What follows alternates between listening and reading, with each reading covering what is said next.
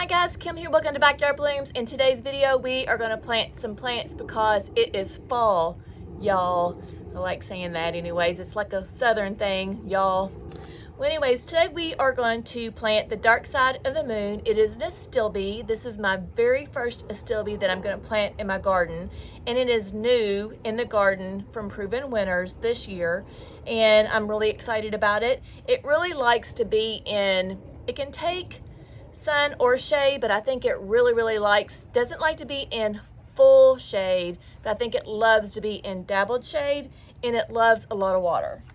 And this is what the plant looks like close up. It is known for its foliage, so it has a really dark chocolate leaf on there, and the blooms are absolutely gorgeous too. So I'm pretty excited about this plant. I only bought one. Usually I like to plant 3 or more, but I wanted to see how this does in my garden first. So companion plants for this is a hosta and a fern, corabels, bleeding heart, azalea, or impatiens. So an impatient is an annual, the rest are either a shrub or a perennial. And the dark side of the moon is a perennial, and it is hardy in zones 4 through 9. So these special attractions on this plant are rich, deep chocolate brown leaves. New leaves are yellow with a dark margin, turning completely dark as they age. And then the blooms are a raspberry bud to rosy purple flowers. And of course, I already said it is known for foliage. It attracts bees. You know how much I love my bees. And it is a perennial, and it likes rich soil, light shade to filter sun, and lots of water, and that is one of the critical requirements. So where I'm going to put it at, I have drip into my garden, and I may add, since it likes lots of water, I'm going to add extra drip to this one little plant. So I can do that. So I have my friend Sasha here. She's going to join me today. We went away to the mountains with some friends and had a really good time. I'll share a couple pictures with you. And she had to go to Pet Suite, so she's super happy to be back home with us today and doesn't want to leave our side. So she's been following us around ever since I picked her up. She does pretty good there though, but she's super protective of me and Paul and Kyle, of course, and then really protective of the house and car. But she does really well and makes great friends when she goes away to Pet Suites. So she's here to help us. So in order to help me plant this plant, I do the exact same thing every single time. And when I use my same routine in the garden, it provides me with great results. So I'm not going to change it up. I'm going to do the exact same thing every single time. So in order to dig my hole, I'm going to use my power planter. This is the Easy Dig Kit. I have a link on this in my description. So just look under my description and hit more, and you will see all the links that I have that I use as gardening, and I'll have this power planter there as well. I get a little kickback when you do order from me, so I appreciate that so much. I cannot do without this tool. This is my #1 tool that I love in my garden, and it makes digging in this hard clay that I have here in Charlotte, North Carolina, zone 8, makes it really easy for me to plant. And you guys know that I plant a lot of stuff, and I would not be able to plant as fast and as easy as I would not have this power planter auger. Love it. And this is my biotone. This helps the roots get started. So I plant every single hole with this biotone as well. And then since I do have hard clay, I like to amend it with some type of compost. So I have with me today, since I was able to get my hands on it when I went to Creekside Nursery, which is where I bought this plant right here, is my Land and Sea, and it is made from espoma as well. So this is an espoma product, this biotone, and this Land and Sea is also a compost from espoma. So like I said, I like to amend every single hole that I plant with some type of compost. I do like, and if I can't get my hands on the Land and Sea, I will use Black Cow. So those are my 2 go-to, and I do know, and I've used before some mushroom compost, that really works well too. So tell me what your favorite compost is, or your favorite go-to. You better sit down, sit down, sit down. She's hogging all the camera up. So anyways, these are the three things that I'm going to use. Biotone, compost, and then of course my auger.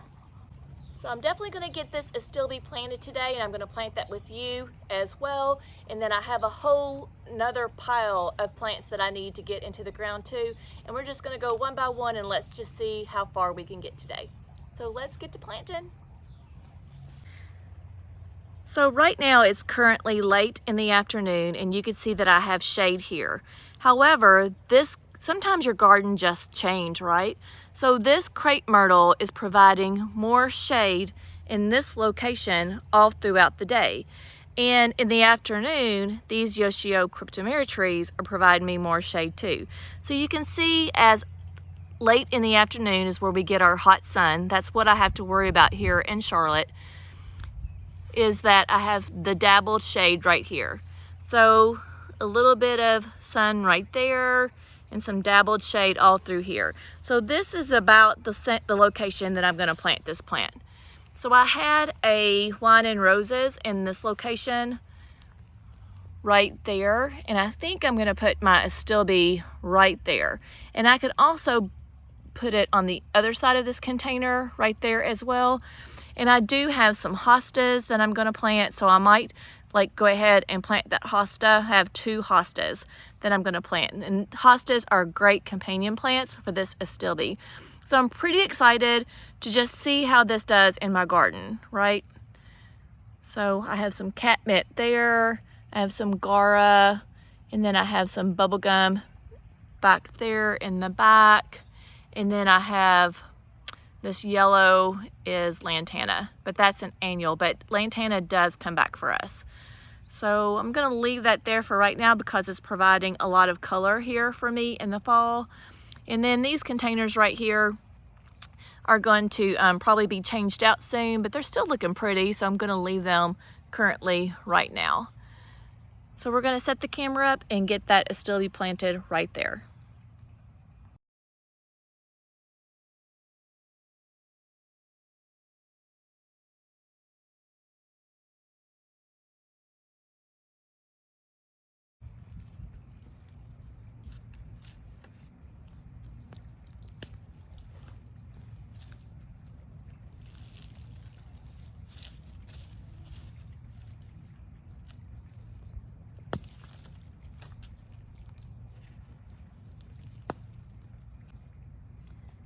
I have a lot of roots right here, and I did bring my hori knife out here so I knew I was gonna run into some roots.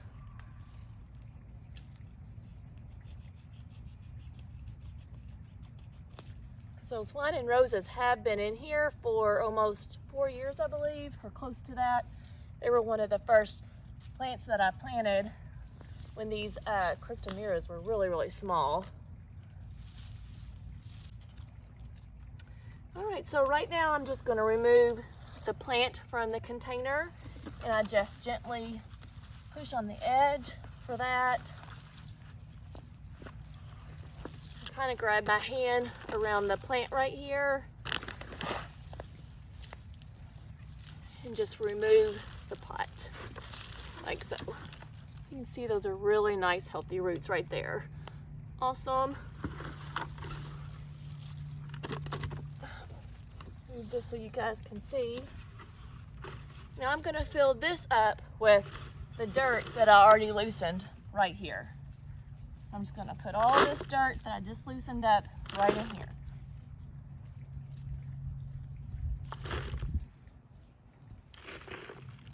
I've got a few rocks in here too.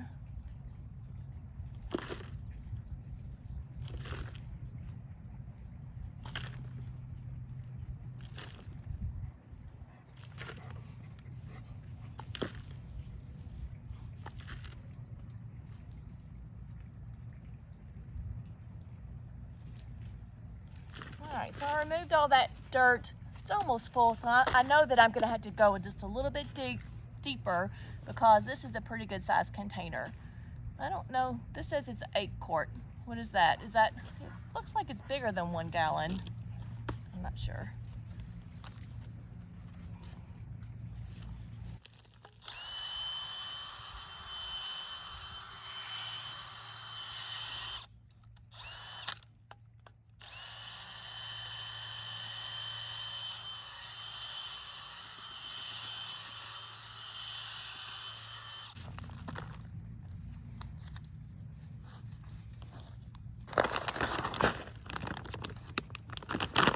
So I like to just throw a little bit of this biotone in the hole, like so.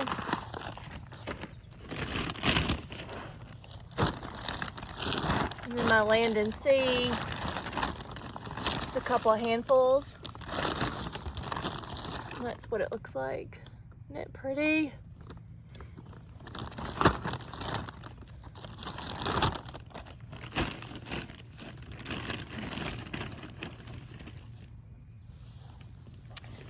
Jenny always says that she smells it, and it's supposed to smell sweet. But I don't really smell anything, honestly.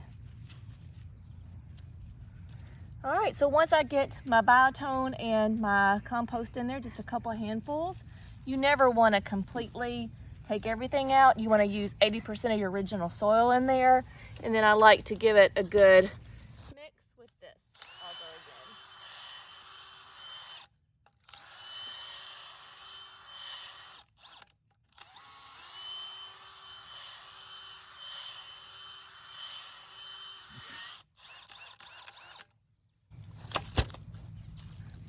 You see how good your soil looks, amended? So, and it just makes it really easy to backfill too. Of course, I've got a lot of small roots in here, but it does make it really easy to backfill, and that's one of my favorite things about the auger as well.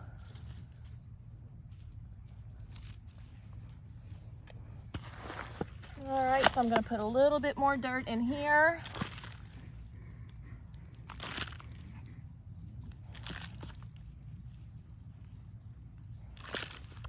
And I don't want to plant this plant too deep either, remember, because we want everything to drain really well. So when I lay this in the hole, I want to make sure, show you. When I lay it in the hole, I want to make sure that I have it above my ground level, which I feel like right here it goes about right there. So I'm pretty happy with that. I could probably go just a little bit deeper, honestly. Let's go down a little bit deeper.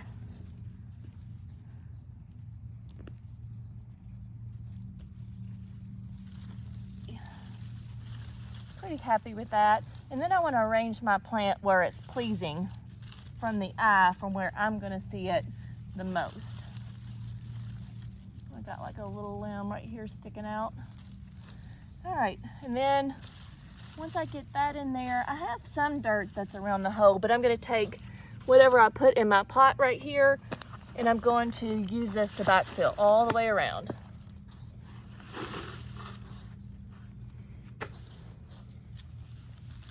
I'm just going to take my hands and go all the way around, and I like it to mound up because I want everything to drain really, really well, and I'm covering all the roots.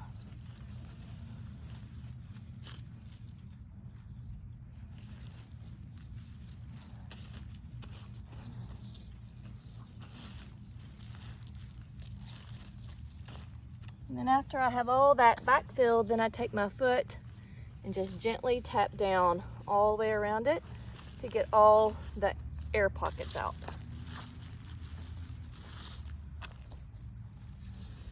Could probably take this and probably propagate it if I was better at that. Once I get it all planted, I like to take the exact same compost that I used inside the hole, and I like to top dress it on top. And this has a lot of nutrients in it, and it's going to continue to feed this plant as well. Now, I'm planting in the fall, and these plants are going to go to sleep pretty soon, so I don't want to fertilize this plant right now until the springtime. But it's going to get plenty of nutrients from this compost and the biotone that I used until spring.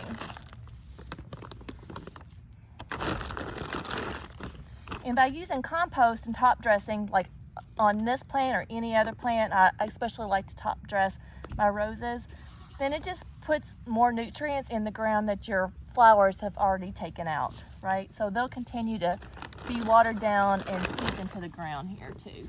Plus it provides moisture as well, and it's just really good for the plant. And it's beautiful, actually, top dressed too.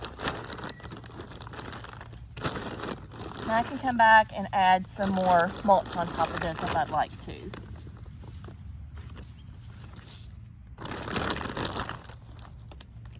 And then we're just gonna water it in.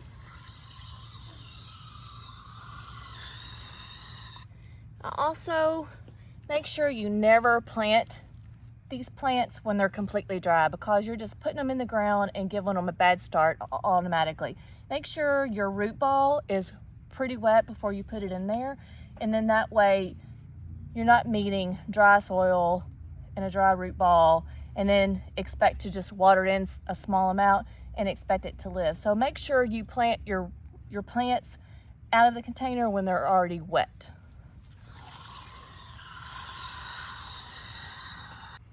And this is my new dark side of the moon Astilbe in its new spot.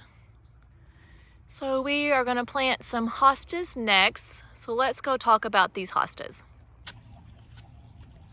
So the next thing we're gonna plant is this gorgeous hosta. I have 2 of them, as you can see. So like I said, I don't have very many hostas, and what hostas I do have, I have on that skinny side garden, which I've always said was my shade garden, but I feel like here in my zone, and then as the summer gets longer days, so say like in September, which it's almost October now, August, like those days in the afternoon, I would used to have nothing but shade after 12 o'clock. And then in August, it went from 1 o'clock to 2 o'clock. I still had a lot of sun on that side, and it was a lot of hot sun too. And my plants aren't looking good over there, you all. So, but my sun-loving annuals are still doing really good. Like my begonias, which still like not the hot after sun. But anyways, like I'm starting to rethink like what I'm doing as a gardener, and things change, right? So, but this seasons change and it's just been really hot. So I don't know, but they're not happy over there. So anyways, we're gonna put these where I'm starting to get more shade. So since the Astilbe and the companion plant to that is a hosta, we're gonna do that too. So look at this. Let me bring it closer. This right here is the tag for my hosta. Do you see those purple blooms? Can you imagine up against what I just showed you the blooms are gonna look like with my Astilbe? How pretty they're gonna be. Those, what color were they? They were raspberry to rosy purple flowers. It's gonna look really pretty with these purple flowers. And I love the contrast of that real dark chocolatey leaves with these bright variegated leaves. Let's bring it a little closer. Isn't that pretty? Love that color combination. It's just gonna brighten up a shady area too. So I think these are gonna be really, really happy in the area that I have in the garden. So I'm gonna put these closer up to the front part of the garden because they're not going to get very tall. They're only 9 inches tall.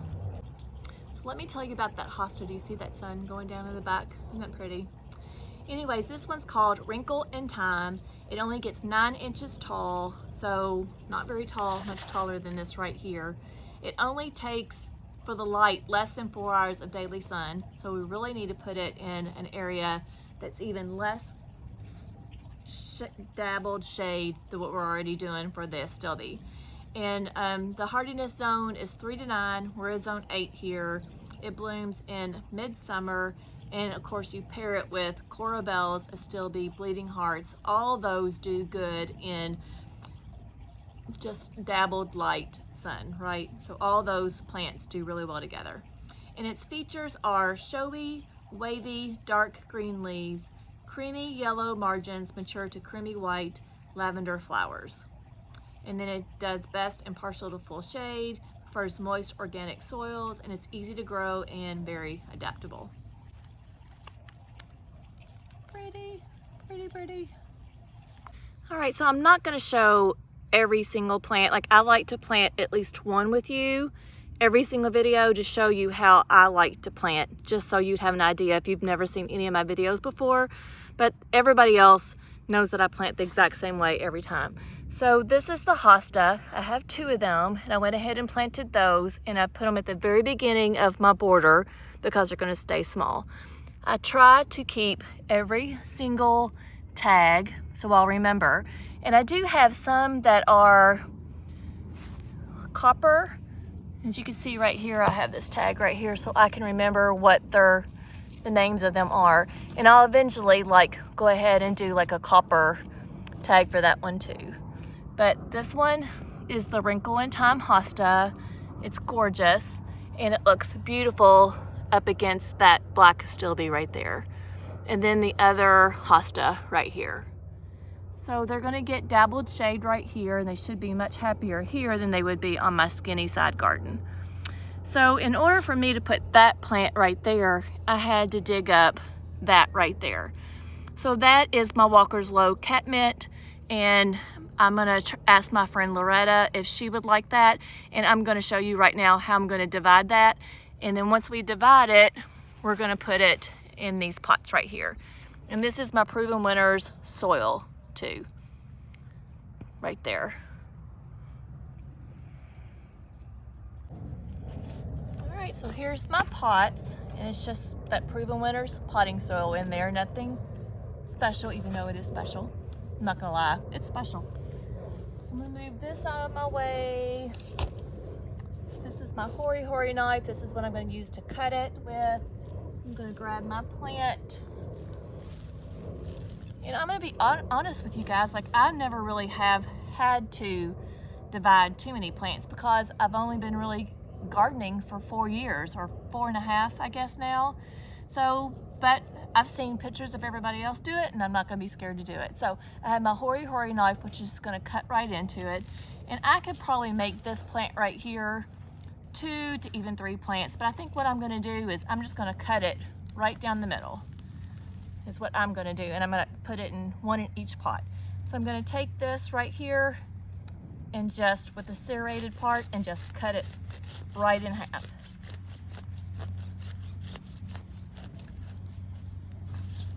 I guess you gotta use some muscles. Oh.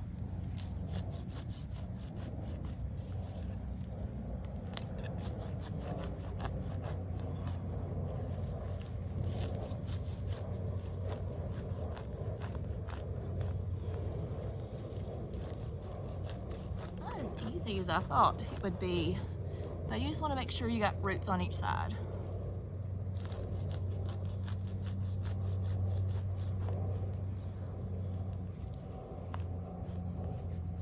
It's dry too. All right, well, that didn't come out as planned. That didn't work very good for me. Well, I can probably take this and divide this then. So let's try that. We are gonna make 2 plants out of this if it kills me.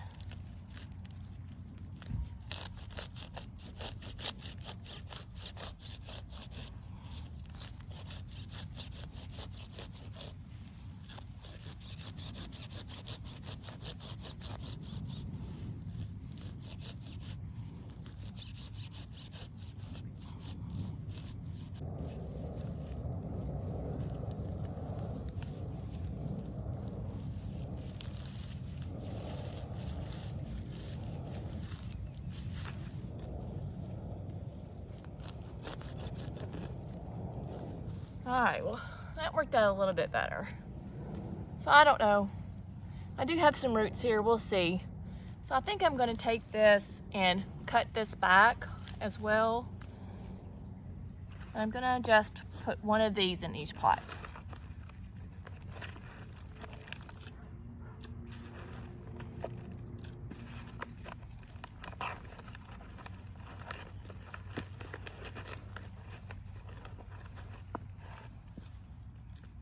I may have to go back and grab a little bit more soil too.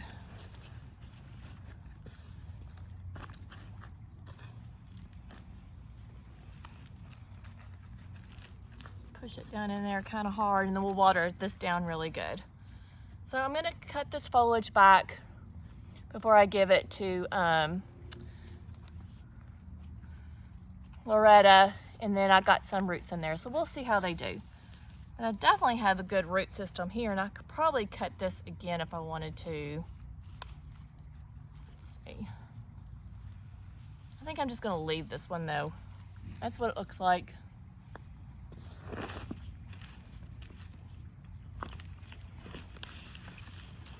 Just gonna stuff it down in there, and then I'm gonna go get some new soil and put all around it and water it in really good. And then hopefully that's how you divide a plant, right? Now we have two.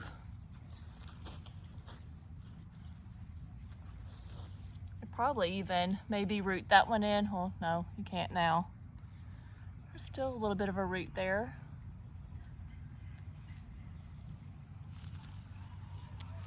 This one, I don't know, I don't got good roots there. See, so I'm not gonna trust this one. I'm just gonna throw that away.